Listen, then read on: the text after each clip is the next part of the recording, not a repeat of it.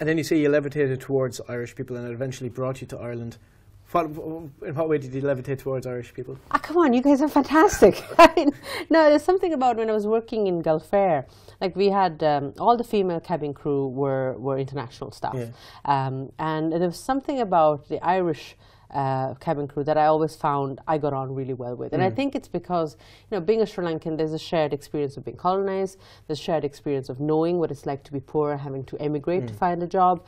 And I also found there was a real, the Irish people I found were quite grounded and the first people to make fun of themselves, you know, and I admired that. I loved that humbleness. And of course I came to Ireland just as the Celtic boom was a bit about to start, and that I didn't see that humbleness when I moved to Ireland, but I'm seeing it now, all right, 15 years later. Yeah.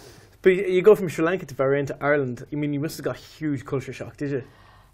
See, because I was born in Italy and lived my first 12 years in Italy, for me, living in Europe is actually where I'm most comfortable. I suppose the culture shock for me was going from Italy to Sri Lanka, because Sri Lanka is actually quite conservative, and then moving from there to Bahrain, which is it's multiplied by a million when it comes to being conservative, you know. But so Ireland is the first place I felt I could actually breathe a sigh of relief, and interestingly enough, Ireland was actually more the country that has given me the opportunity to actually truly be myself. I know that if I lived in Italy or Sri Lanka or Bahrain, I wouldn't be able to have achieved a fraction of what I've achieved. But Ireland from the get-go was very much, you know, you're here now and we like you just the way you are. And did you throw yourself into society to the level you're at now? Did you think, I'm going to make a difference here? Well, I knew from the start that because of, I think gay pride played a massive role in my journey in Ireland. And of course, Panty Bliss was speaking at my first Dublin Pride, and I remember how amazing she was. And then there was another lesbian activist called Izzy Kamikaze who was also, who spoke from the stage. And they left huge impressions on me. And I remember only after about living in Ireland a couple of months, I remember calling government department to ask, you know, what rights did same-sex couples have, especially same-sex couples made up of a non-EU citizen member. What rights did we have? And the official response I got from the civil servant on the phone was, we don't have laws for you people. Click.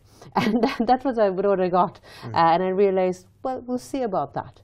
You know, and I remember thinking, you know, if I told my story, because at that time I was in a relationship with an Irish woman, I thought, look, we'll tell our story and we'll tell the fact that, you know, I want to be in Ireland to be with this person I'm with, you know, and surely same-sex couples living in Europe, we should have rights.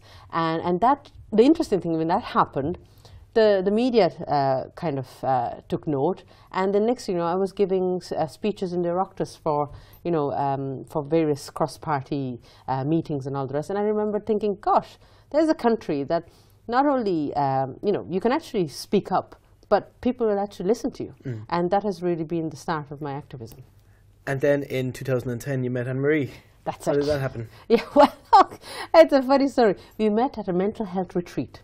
It's interesting because I booked myself into a residential mental health retreat. It was a retreat that helped the participants to better manage anger. Because now people think that I must have anger issues. No, actually, I don't. I have issues in expressing my anger because I think I tend to bottle things up. So I booked myself into this retreat. It was the day, actually, Jerry Ryan's death was announced on the radio. And I remember driving up to this place in Wicklow in the rain, in the traffic, getting to this place. And when I first booked myself in, they said there was a slim chance that I'd have to share a room with another participant.